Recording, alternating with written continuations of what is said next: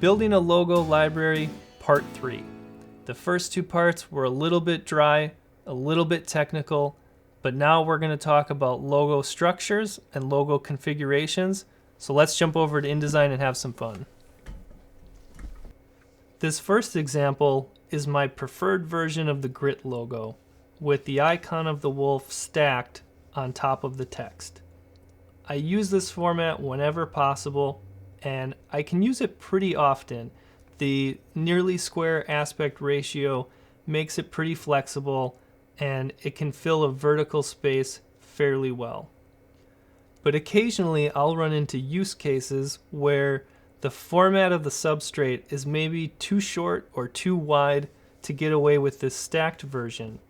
Things like websites and banners often require me to move my icon from above the text to the left of the text.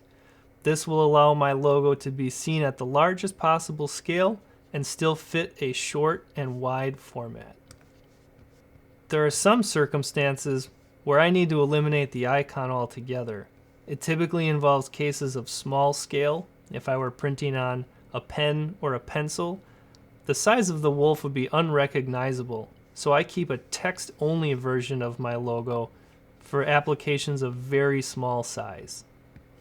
In other instances, I may opt for an icon-only version of my logo.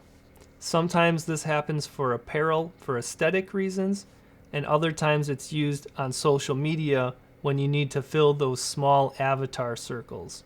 And on social media, it's not so terrible that your icon is small, because on most platforms, anytime your avatar is shown, your brand name will be highlighted right next to it.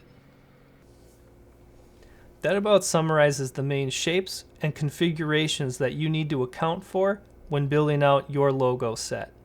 And if you're able to combine the information from parts 1, 2, and 3, you should be left with a very complete logo library that includes all of the various file formats, the various colors, as well as all of the different shapes and configurations to ensure that you have all of the files you need for future use.